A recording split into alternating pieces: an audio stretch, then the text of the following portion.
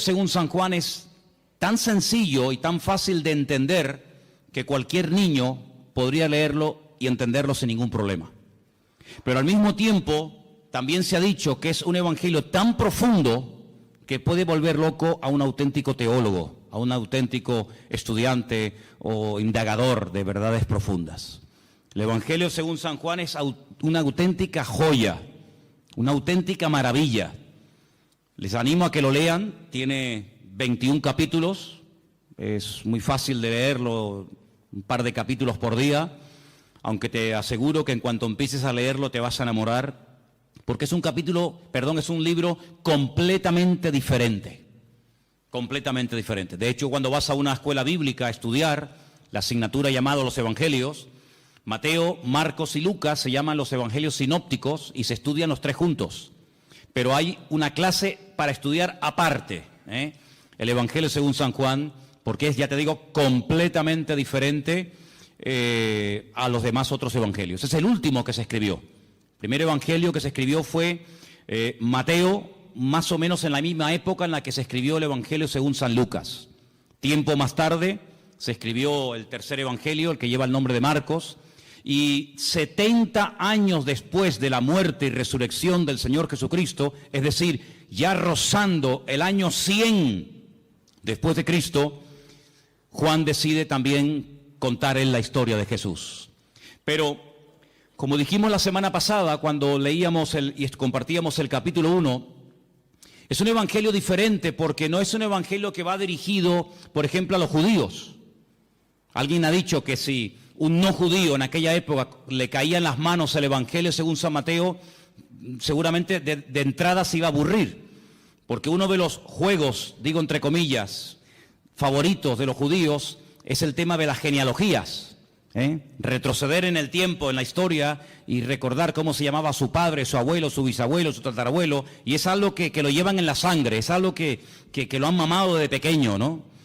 Y en el Evangelio según San Mateo encontramos en el primer capítulo una enorme genealogía que va pues desde los tiempos de Abraham hasta el mismísimo Señor Jesucristo. Pero eso a un gentil, a un griego, le aburriría, no le llamaba para nada la atención. Pero como fue escrito para los judíos, a los judíos eso les fascina, ¿no? Sin embargo, el Evangelio según San Juan, que fue escrito 70 años, como acabo de decir, después de la muerte y resurrección del Señor Jesucristo, es un evangelio que, como vamos a ver ahora ahí en la pantalla dentro de un rato, Juan tiene que seleccionar muy meticulosamente las palabras, porque a estas alturas ya hay más gentiles convertidos que judíos convertidos al cristianismo, o al Mesías, al Señor, ¿no? Por lo tanto, el vocabulario tiene que ser diferente. Porque hay términos que para un judío significan una cosa y para un gentil significan otra o simplemente no significan nada. La palabra Mashiach, Mesías, prácticamente es una palabra inexistente en el Evangelio según San Juan, es una palabra que no aparece mucho. Y Juan escoge palabras como por ejemplo vimos el domingo pasado la famosa palabra logos, ¿os acordáis? Juan capítulo 1, porque el logos para el griego era el que había hecho el universo, el que le daba orden, el que ponía todo en su sitio, el que hacía que todo funcionara. Y entonces él utiliza esa palabra que era muy conocida en el mundo de la filosofía griega y la emplea, y entonces él dice el logos, ese que ustedes llaman el logos, el creador, que no tienen ni idea de lo que están hablando, yo voy a hablar de él. Y presenta a ese logos como el creador del universo, presenta al logos como encarnado. Hoy hemos cantado una parte de una canción que hablaba acerca del verbo se hizo carne. Y vemos cómo Juan es una persona que no solamente tiene que seleccionar muy bien las palabras que va a utilizar, porque la audiencia, los lectores a los cuales va a llegar el Evangelio, son personas que no tienen mucho conocimiento de la Biblia, son gente que viene de un trasfondo pagano, de idolatría, un mundo de mitología griega. Entonces él tiene que ser muy cuidadoso en esto, sino que además tienen que tener presente, y cuando sepan esto van a entender por qué Juan utiliza tantas veces ciertas y determinadas palabras. Ya habían empezado a introducirse en las iglesias herejías, las enseñanzas de los famosos gnósticos, personas que decían Dios no pudo crear el mundo, porque el mundo, el cuerpo, la materia es malo, por lo tanto un Dios santo un Dios bueno, un Dios perfecto, no puede tener contacto con el hombre bajo ningún concepto. No puede tener contacto con la materia. Entonces ellos creían que había una serie de, así lo llamaban, emanaciones, ¿verdad? Y Jesucristo era una emanación de Dios que prácticamente no tenía nada que ver con Dios. Y entonces él sí, como no era divino, como no era santo, como no era Dios, como no era creador, él sí podía tener contacto con el hombre, él sí podía tener contacto con la materia, porque al fin y al cabo él no era Dios. Y eso es lo que algunos gnósticos creían. Otros creían que este mundo, que ellos consideraban que era pecaminoso, malo, el cuerpo era la cárcel del alma, pues ellos decían que este mundo fue creado por los ángeles caídos.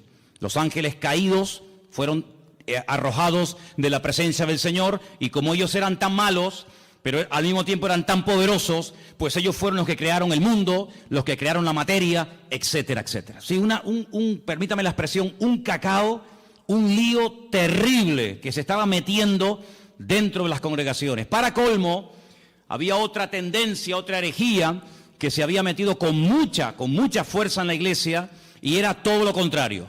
Era que Jesucristo era simplemente un hombre que había evolucionado con una serie de poderes que había ido adquiriendo con el paso del tiempo, pero no tenía nada que ver con la divinidad. Otros creían que Jesús era, como ellos llamaban literalmente, un espíritu descarnado. Un espíritu que cuando lo veías parecía un hombre, parecía un ser humano, pero en el fondo no era un ser humano. Realmente él no comía, no se cansaba, no tenía que dormir, no tenía ningún tipo de sufrimientos, porque era una especie de espíritu que cuando se manifestaba parecía un hombre, pero de hombre no tenía absolutamente nada. Fíjense, ante menudos follones y herejías se encontraba el apóstol Juan, y ahora tiene que presentar un evangelio convincente, claro y directo, y presentar a Cristo de una forma correcta, de una forma adecuada, teniendo en cuenta la cantidad de herejías que ya se habían metido en la iglesia para este tiempo. Ahora, en este evangelio me ha llamado mucho la atención, vamos a poner la primera información en la pantalla. Hay cosas que Juan omite completamente, ni las toca. Tenemos, por ejemplo, ahí, ustedes lo pueden ver, el nacimiento del Señor Jesucristo. Juan ni lo menciona. No es que no crea en él, evidentemente, sino que, como vimos la semana pasada, el evangelio empieza diciendo: en el principio era la palabra y la palabra era Dios. Es decir, va antes de Génesis 1.1. Antes de Génesis 1.1, va a la eternidad para demostrar que no solamente Jesucristo tuvo un nacimiento físico, sino que él era un ser eterno, ¿verdad? Creador, que en un momento determinado decide humanarse, decide tomar forma de hombre y venir a este mundo. Por lo tanto, él, el tema del nacimiento, como ya sabe que lo han tocado otros evangelistas, como por ejemplo Mateo, como por ejemplo Lucas, él ese tema no lo toca. Tampoco habla del bautismo, no es algo a lo cual Juan le quiera dar énfasis. No habla de las tentaciones del Señor Jesucristo, que aparecen muy bien explicadas en algunos evangelios. No hace mención a lo que llamamos la última cena, la cena donde Jesús parte el pan y el vino con sus discípulos y establece lo que llamamos el nuevo pacto.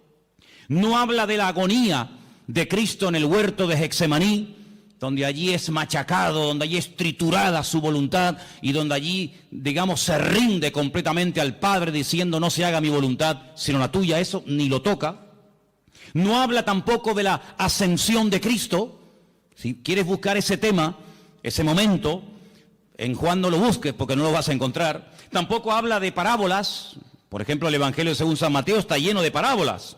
¿Por qué? Porque él intenta presentar el reino de Dios, pero sin embargo Juan lo que intenta presentar al rey del reino de Dios, que es el Señor Jesucristo. Por lo tanto, no habla de las parábolas.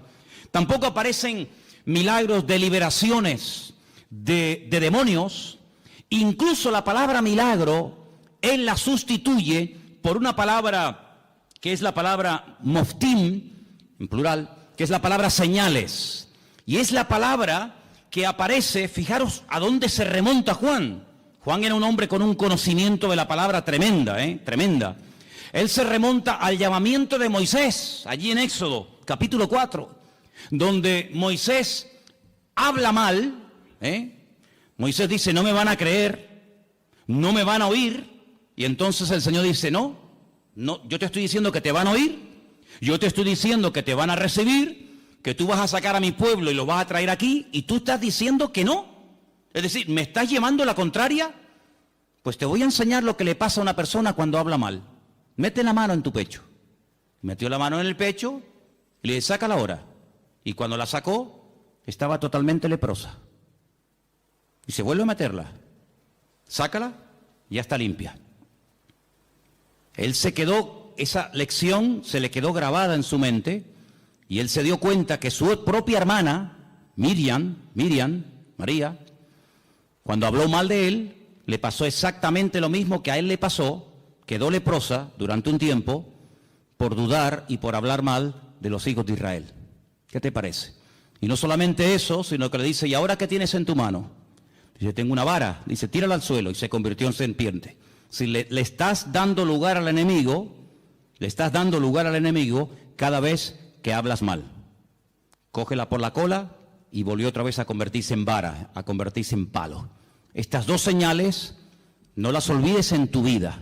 Cuando vayas a Egipto, muéstrales estas dos señales para que ellos aprendan a hablar y para que sepan lo que puede ocurrir cuando una persona utiliza mal el poder de la lengua y puede darle lugar al enemigo. Así que estas señales, esa palabra moftín, es la misma que utiliza Juan en su evangelio cuando dice que el Señor Jesucristo hizo muchas señales, las cuales no están escritas en este libro. Dejadme que os lea este versículo. Jesús hizo además muchas otras señales en presencia de sus discípulos, las cuales no están escritas en este libro. Él lo dice bien claro. Todo lo que Jesús hizo, todo lo que el Señor enseñó, todos los milagros de Cristo no están escritos en este libro. Pero estas se han escrito para que creáis que Jesús es el Cristo, el Mesías, el Hijo de Dios, y para que creyendo tengáis vida eterna. Así que él emplea la palabra señales, y ahora después hablaremos un poquito de eso. Así que estas cosas que les he mencionado no aparecen en el Evangelio según San Juan, pero mira tú por dónde. Si Juan no hubiera escrito su Evangelio, todas estas cosas que vamos a ver a continuación, la siguiente por favor, nunca sabríamos absolutamente nada de estas cosas que vamos a mencionar ahora, porque no las menciona ni Mateo, ni Marcos, ni Lucas. Si yo les preguntara a ustedes, sin leer el Evangelio según San Juan, cuál fue y dónde hizo el Señor Jesucristo su primer milagro, nunca lo sabríamos. Nunca sabríamos que el primer milagro de Cristo fue en Caná de Galilea, convirtiendo el agua en vino. Porque nadie lo menciona, pero Juan sí. Bendito sea el Señor, porque le reveló y le mostró a Juan dicho milagro, ¿sí o no? Menciona además algo muy interesante, la conversión o la conversación que tuvo en capítulo 2 con Nicodemo. Esa conversación no aparece por ninguna parte en los otros evangelios. Es una conversación interesantísima, allí en Juan capítulo 3. A Juan le gusta mucho las conversaciones de Cristo con otras personas. Por ejemplo, en el 2 está el milagro de las bodas de Caná, en el 3 está la conversación con Nicodemo, en el 4 ¿qué está? La conversación con la mujer samaritana.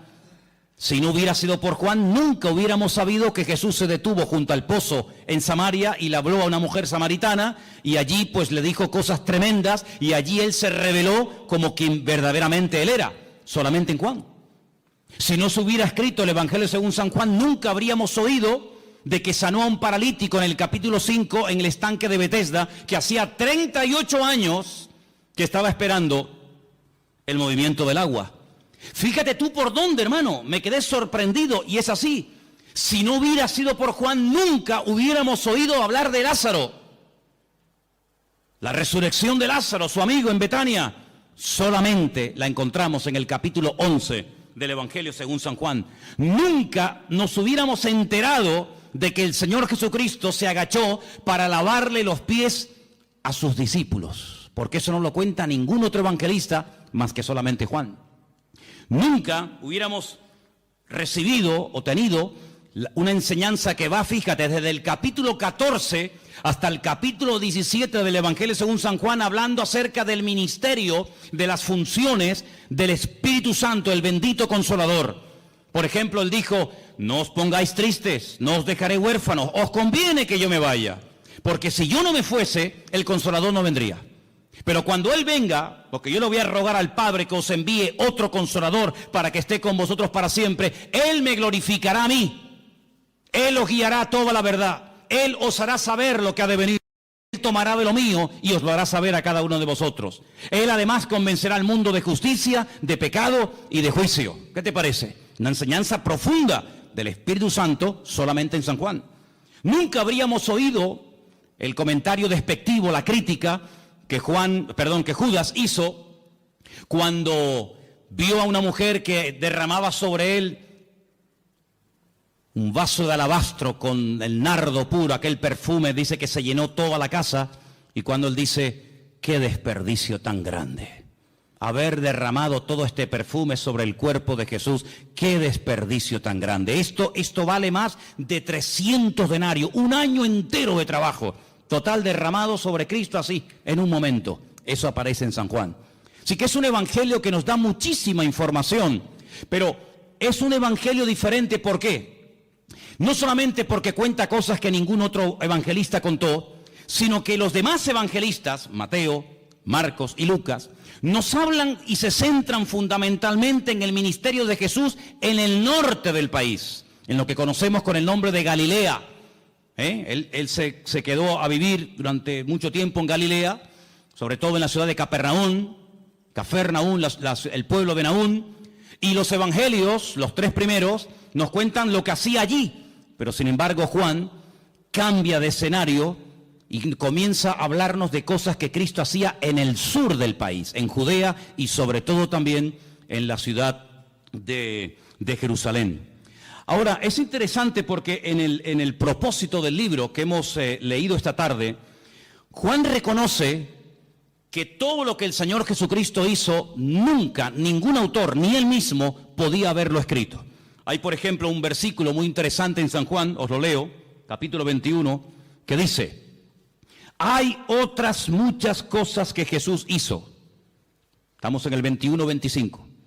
Las cuales, si se hubieran escrito una por una, pienso que ni aún en el mundo cabrían los libros que se habrían de escribir. Por lo tanto, el Evangelio según San Juan es un pequeño resumen, no es una obra completa, una enciclopedia de la vida de Cristo, sino es simplemente un pequeño resumen donde Él a propósito toma o escoge 7 señales y las va a presentar y nos va a presentar a Cristo de una forma muy completa. Pero una cosa que llama mucho en el Evangelio según San Juan es lo observador y la tremenda memoria que Juan tenía. Hay cosas que se pierden con el tiempo, no nos acordamos de lugares, de nombres, cosas que ocurrieron. Sin embargo, vais a ver que Juan, por ejemplo, yo he hecho una lista de cosas que cuenta Juan que demuestran que tenía una memoria tremenda. Pero aparte de tener una memoria tremenda, era un hombre muy observador. Por ejemplo, él dice que cuando aquel niño dio aquellos panes y aquellos peces para dar de comer a aquella multitud, ¿os acordáis del milagro, sí o no? Él dice en su evangelio, y por cierto es el único que lo dice, que aquellos panes eran panes de cebada. Qué curioso, ¿no? Son panes de cebada. No son panes de trigo, no son panes de maíz, no son arepas, ¿no? Sino son panes de cebada. Qué curioso, ¿no? Después dice, por ejemplo, que cuando el Señor en una de las ocasiones calma la tempestad en el mar de Galilea, habían remado 5 kilómetros. Otros evangelistas dicen, después de haber remado un rato, Juan dice, no, un rato no, remamos 5 kilómetros. Qué curioso, ¿no? Después se da cuenta de que en el primer milagro en las bodas de Caná de Galilea, no solamente dice que Jesús dijo llenar las tinajas hasta arriba, sino dice que había 6 tinajas. No dice, bueno, había tinajas, sino las cuenta, porque si no las cuenta, ¿cómo lo sabe? 1, 2, 3, 4, 5, 6 tinajas había llenas de agua que después se convirtieron en vino.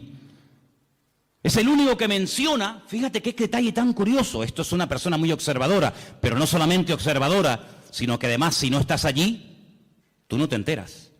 Porque les quiero decir que el único que se la jugó y que fue valiente y que estuvo al pie de la cruz hasta que murió fue Juan. Y por eso él dice que hay un momento, mientras él está agonizando en la cruz, hay un momento en el que los soldados comienzan a decir, oye, la túnica que lleva puesta este hombre es buenísima. Es una pena romperla en pedazos y un trozo para ti y otro trozo para ti. ¿Por qué no nos rifamos y echamos suertes? Y dice la Biblia que echaron suertes y a uno le tocó y se la llevó. Eso solamente lo cuenta Juan, que se rifaron la ropa del Señor.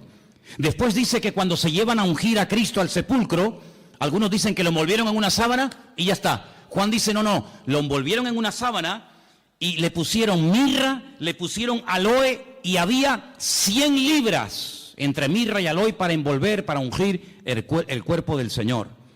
Es el único que dice que Nicodemo se llevó el cuerpo de Cristo para ungirlo.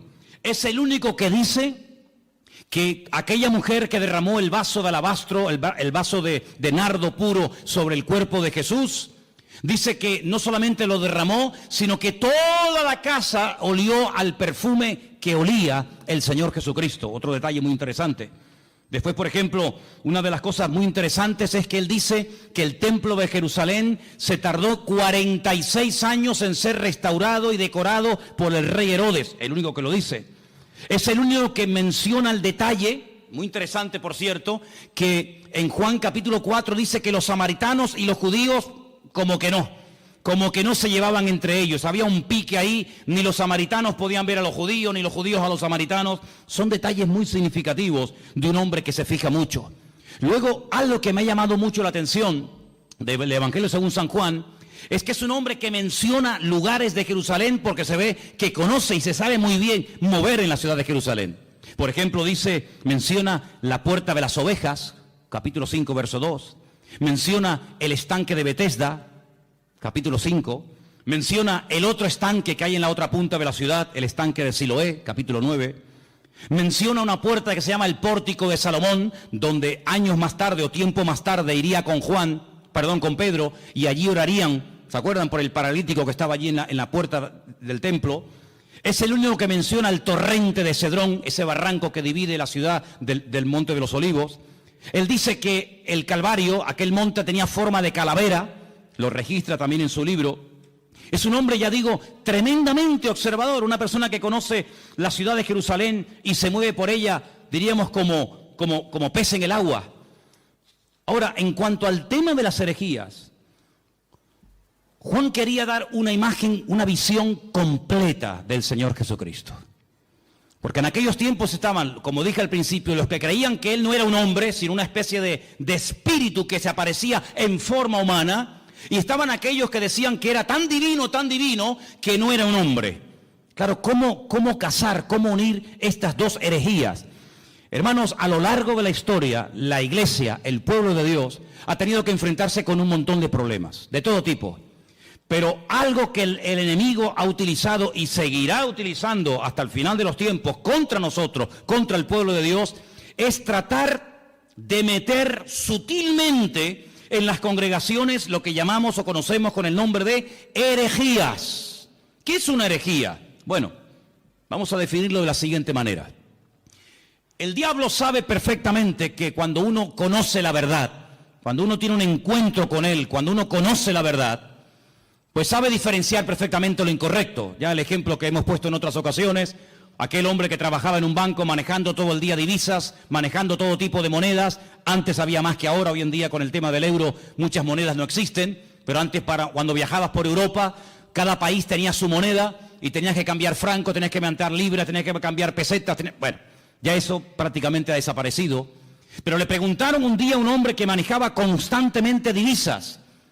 Me imagino que habrás tenido que estudiar muchísimo, ¿no? Hacer muchos cursos para diferenciar los billetes falsos de los verdaderos. Y él dijo, jamás en mi vida yo he hecho un curso para estudiar billetes falsos. Y entonces, ¿cómo sabes diferenciar uno falso de uno verdadero? Dice, porque yo he estudiado muchísimo al billete verdadero. Yo lo conozco también, su tacto, hasta cómo huele, las características del billete verdadero, lo que se tiene que ver, lo que no se tiene que ver, dónde tengo que tocar, dónde no tengo que tocar. Lo conozco tan bien que en cuanto me presentan un billete falso, digo, este no es falso, este no es verdadero. porque conozco al verdadero. Ahora, si me pongo a estudiar todo lo falso, al final sé que son falsos, pero no conozco al verdadero. Y lamentablemente vemos que hoy en día también hay gente así, han estado un poco de tiempo en los mormones, un poco de tiempo en los Hare Krishna, un poco de tiempo en los Rosacruces, un poco de tiempo con los testigos de Jehová, un poco de tiempo con los evangelistas, un poco de tiempo con no sé quién. Al final tienen un cacao en la cabeza terrible, conocen tanto a sectas y filosofía, pero no conocen la verdad. Y Jesucristo no es uno más. Lo que Juan hace es presentar la verdad, porque él dice, la verdad os hará libres. Si yo empiezo a rebatir y a discutir y esto, no, con la discusión no llegamos a ninguna parte. Yo lo que voy a hacer es proponerme, seleccionar una serie de señales, presentaros la verdad de la forma más completa y variada y profunda posible, porque cuando lleguéis a conocer la verdad, cuando lleguéis a intimar con la verdad, os vais a dar cuenta de que lo falso ya no tiene ningún atractivo, ya no tiene ninguna tentación para vuestra vida, porque la verdad no solamente os hará libres, sino que la verdad os hará felices. ¿Cuántos dicen amén? Entonces él presenta a Cristo como la verdad y os vais a dar cuenta que la palabra verdad, verdadero, aparece así de veces en el Evangelio según San Juan. No hay una palabra que se repita más en este Evangelio como la palabra verdad o verdadero. Tengo aquí una pequeña lista, no están todos, pero para que veáis. Dice, yo soy el pan verdadero, el pan que descendió del cielo. No dice yo soy el pan. Bueno, podría decirlo, pero añade la palabra, yo soy el pan verdadero. Y entonces dice, el pan que comieron nuestros padres en el desierto, pues todos los que lo comieron murieron. Pero el que coma de mí nunca morirá. Después dice, yo soy la vid. Pero no dice solamente yo soy la vid, sino dice yo soy la vid verdadera. Juan capítulo 15, verso 1. Juan 8, 16 dice yo soy el juez, pero el juez verdadero. El juez que imparte verdaderamente justicia. Y os vais a dar cuenta de que aparece la palabra verdad por todo el Evangelio. Encontramos, por ejemplo, en Juan 14, 6, un versículo que todos conocéis de memoria, ¿sí o no? Sí. A ver, ¿qué dice Juan 14, 6? No, ese es 3:16, ese es el 3:16, el 14:6, 14:6. Yo soy el camino, yo soy la verdad y yo soy la vida. Otra vez la palabra verdad, continuamente la verdad, la verdad, la verdad, la verdad. Qué curioso que un día Pilato se le quedó mirando y le dijo, ¿y qué es la verdad? ¿Qué es la verdad? La verdad no es la iglesia evangélica, ¿sabías eso, no? La verdad no es una secta, una religión. La verdad se llama Jesucristo. La verdad se llama Jesucristo. Y teniendo al Señor, podemos discernir entre la verdad y la mentira. Hay algunas congregaciones donde tal vez enseñan cosas que no son 100% verdad. Por eso el Señor quiere que escudriñemos la verdad, que leamos la Biblia, para que sepamos discernir y sepamos separar lo falso de lo verdadero. El apóstol Pablo le decía a Timoteo, quiero que sepas esto y lo tengas bien presente en tu vida, que dice el Espíritu de Dios que en los últimos tiempos, y lo dice claramente el Espíritu Santo, se meterán dentro de las congregaciones herejías, falsas doctrinas, doctrinas de demonios, que parecerán muy bonitas y muy atractivas, pero para eso tenemos la palabra, para comprobar en todo momento si lo que en mi iglesia se está predicando es la verdad. Y el día que aquí no se predique la verdad, levántese y váyase. No se quede por amor a mí, no se quede por amor a los niños, no se quede por cariño a la hermana o al hermano tal. No, aquí no estamos para vernos las caras, aquí estamos para crecer y conocer y profundizar en la verdad, porque la verdad es la que nos hace libres.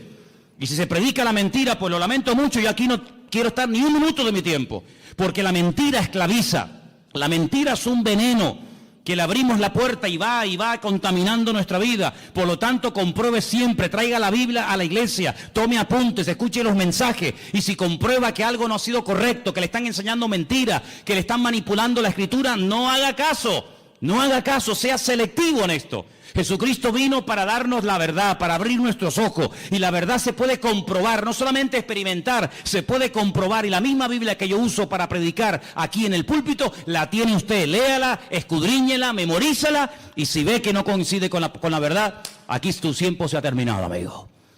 Estamos en este lugar para crecer en la verdad. ¿Cuántos dicen amén?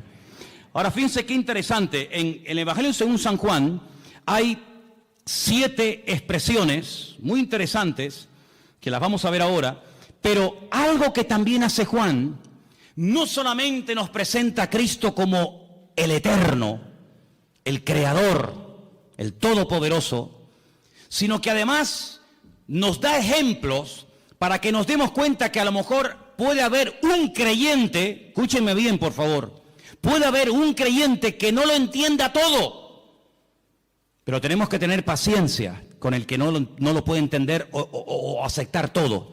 Si yo pusiera, vamos a poner un ejemplo, ¿no? Si tuviéramos este salón ahora mismo dividido en dos, tuviéramos este salón dividido en dos, tenemos en el centro, más o menos, ¿no? Tenemos en el centro una especie de cristal, de prisma, y proyectamos un rayo de luz desde ese lado en dirección al prisma. Todos los que están a mano izquierda verían solamente un rayo de luz, pero todos los que están a mano derecha verían 7, en 7 colores diferentes. Si yo les pregunto a los de la mano izquierda, ¿ustedes qué están viendo? Y me dicen, un rayo de luz. ¿De qué color? Blanca. ¿Seguro que veis uno solo? Contarlo bien, sí, uno solo. Vosotros, hermanos, ¿qué estáis viendo?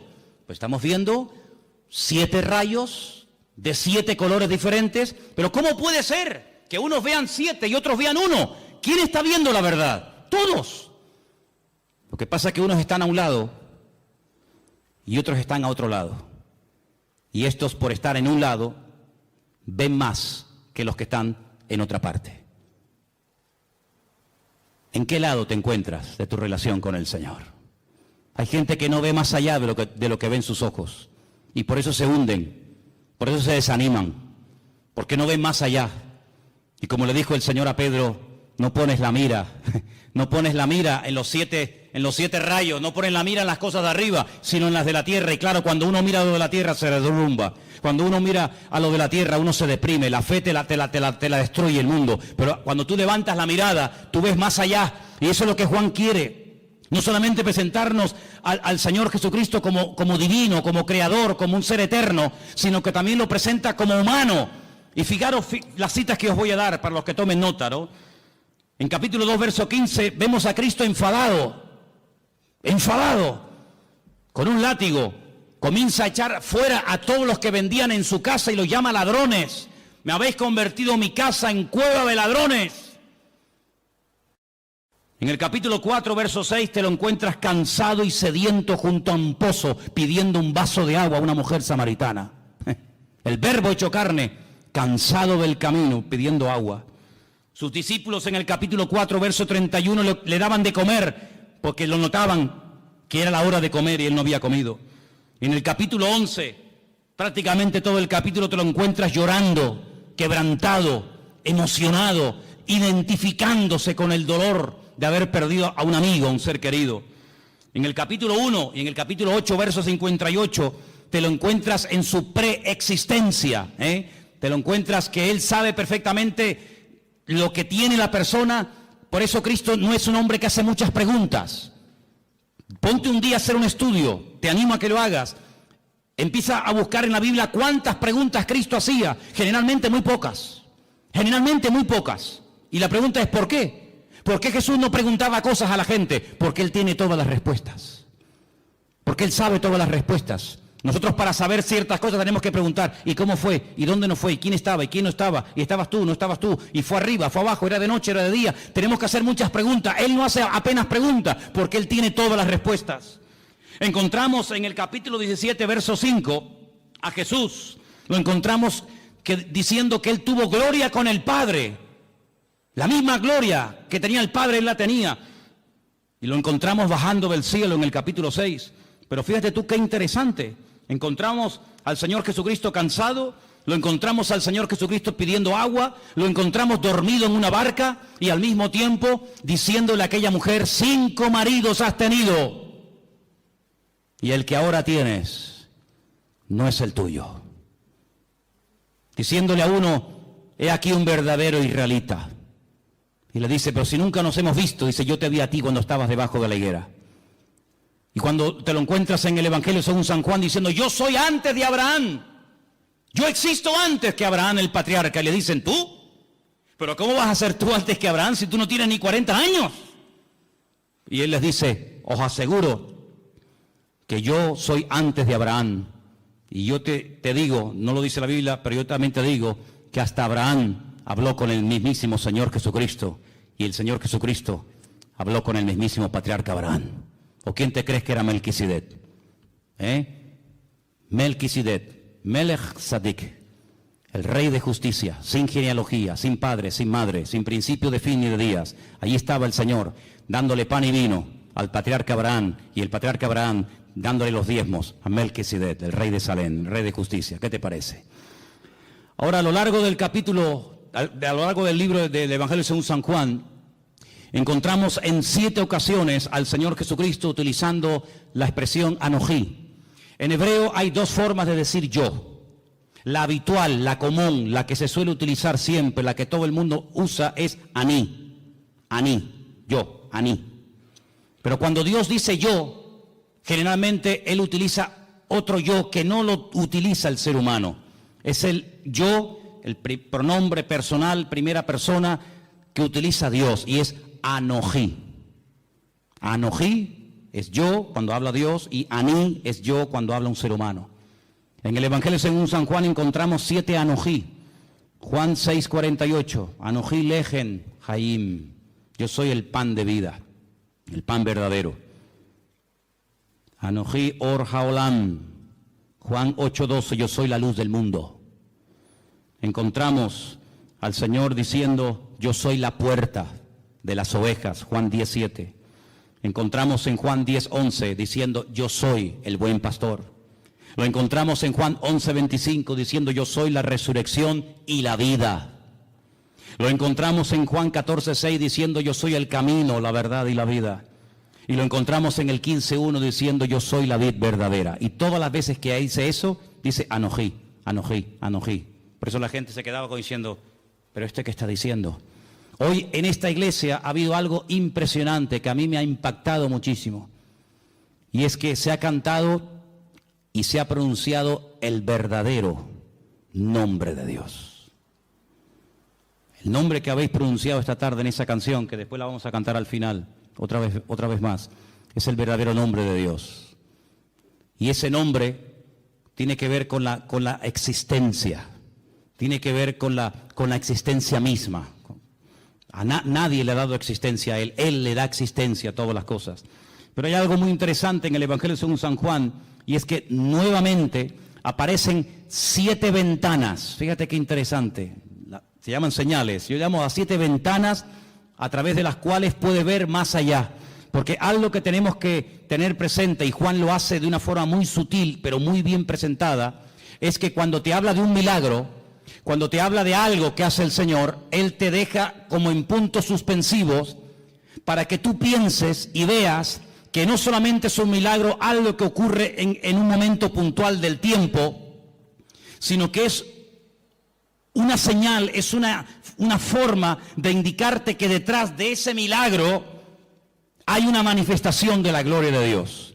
De hecho, hay momentos en los que el Señor Jesucristo dice que los milagros que hacía no los hacía tanto por la compasión o porque le daba pena al pobrecito paralítico o el pobrecito ciego, sino que la palabra que se emplea en el Evangelio según San Juan detrás de cada señal o milagro es: esto fue hecho, esto se realizó para la gloria de Dios.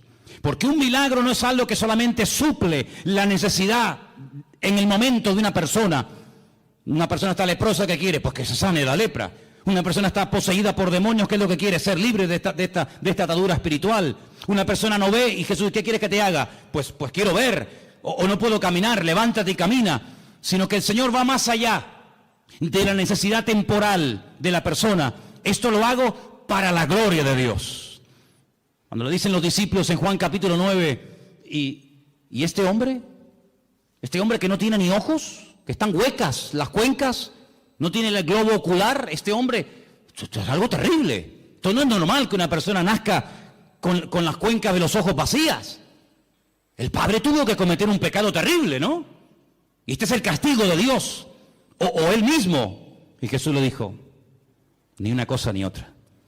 Este hombre nació así, sin posibilidad de ver. Si a este hombre ni operándolo, el mejor oftalmólogo del mundo no podría devolverle la vista a este hombre, porque este hombre no tiene globo ocular, está hueca, no tiene nada. Yo solamente he visto a un hombre en toda mi vida así. Ciegos hemos visto todos y de vez en cuando pues vemos a algún ciego, pero solamente vi a un hombre en la puerta de Damasco en Jerusalén hace unos cuantos años atrás. Lo vi y me llamó tanto la atención porque tenía la cuenca de los ojos hueca, vacía, no tenía el globo ocular. Así era el problema de este hombre. Y los discípulos nunca habían visto algo semejante. Le dicen, pero ¿qué pecado terrible tuvo que cometer sus antepasados o él para nacer así? Y Jesús dijo, ¿no sabes por qué este hombre ha nacido así? Ya estamos buscando siempre, perdonen las cuatro patas a los gastos, ¿no? Que si una maldición, que si un trabajo de hechicería, que si el pecado del abuelo, que si una maldición hereditaria. No, mira, quítense todo ese rollo de la cabeza. ¿Saben? Les voy a decir la verdad. ¿Saben por qué este hombre nació así? Para que se manifieste hoy delante de todos ustedes la gloria de Dios. Entonces, ¿qué hace el Creador? ¿Qué hace el Señor? Coge barro, le hace el globo ocular, como una albondiguilla, ¿no? Se la pone en los ojos y le dice, vete a lavarte al estanque de Siloé, que está en la otra punta, allí bajando el torrente de Cedrón, vete allá a lavarte. El pobrecito va calladito, sin protestar, humilde. Cuando llega al estanque de Siloé, el hombre se quita el barro de los ojos y vuelve viendo. Y los judíos le dicen, pero tú no puedes hacer eso. Hoy es Shabbat, no se puede quebrantar el Shabbat. Y dice, ¿cómo que no? El que me dijo, el que me untó los ojos con barro, él fue el que me dio la orden, discutan con él si quieren. Ese hombre es un pecador, le dicen, es un pecador. ¿Un pecador? Pues menudo pecador. Porque ustedes siendo tan santos y tan religiosos, nunca me solucionaron mi problema. Y este que ustedes dicen que es un pecador, me ha mandado a lavarme al estanque de Siloé y regreso viendo. Y nunca, le dice el ciego a estos religiosos, nunca se ha oído en la historia, y se ve que conoce la Biblia, nunca se ha oído en la historia que un pecador, que un hombre malo, le haya dado la vista a un ciego. Y además solamente os digo algo, yo solamente sé que antes era un ciego y que ahora veo. Y llaman a los padres y entrevistan a los padres, le dicen, ¿este es vuestro hijo? Dice, sí. Dice, ¿cómo recobró la vista? Y los padres dicen, no sé, pregúntenle a él tiene edad suficiente, tiene 40 años, pregúntenle a él. Y ahí empieza un tira y una floja, que si sí, que si no, que si se puede, que si no se puede. Hermano, el cumplimiento de un mandamiento no evita o no nos impide que cumplamos otros. Si yo por cumplir con un mandamiento me olvido de que la Biblia no solamente tiene uno, sino tiene cientos de mandamientos, estoy cometiendo una gravísima equivocación. Estoy haciendo un sobreénfasis sobre algo que ni siquiera prohíbe la Biblia. Y este hombre al final, con un humor tremendo, le dice, ¿será que me estáis preguntando tantas cosas porque también ustedes se quieren convertir en discípulos de él? Y le dicen, nosotros no tenemos necesidad de convertirnos ni ser discípulos de nadie. Y lo echaron de la sinagoga, dice la Biblia. Lo echaron. Claro, cada vez que lo veían en el culto, amigo, era un testimonio. Y Jesús se lo encuentra al día siguiente, le dice, ¿qué te pasó? Y le dice que me echaron de la sinagoga. No me dejan congregarme. Se enfadaron contigo. Y le dice Jesús, ¿tú crees en el Hijo del Hombre? ¿Tú crees en el Mesías? Dice, ¿y quién es ese? Dice, yo, el que estoy hablando contigo. Dice, claro, Señor, ¿cómo no voy a creer en ti? Increíble, ¿eh? Todo esto lo cuenta San Juan. Si no fuera por este hombre, si no fuera por este evangelio, nos hubiéramos perdido cosas tremendas. Pero sobre todo algo que me llama la atención, que yo creo que Juan lo hizo a propósito. Lo dejó para el final, y quiero que lo leamos en esta tarde, es el capítulo 21, donde se produce algo que ni Mateo, ni Marcos, ni Lucas jamás contaron. Yo no sé si les dio vergüenza o por respeto, no lo sé, pero nunca fueron capaces de tocar este tema. Pero otra vez encontramos una característica típica del Evangelio según San Juan, y son las conversaciones que tiene con distintas personas. Lo vimos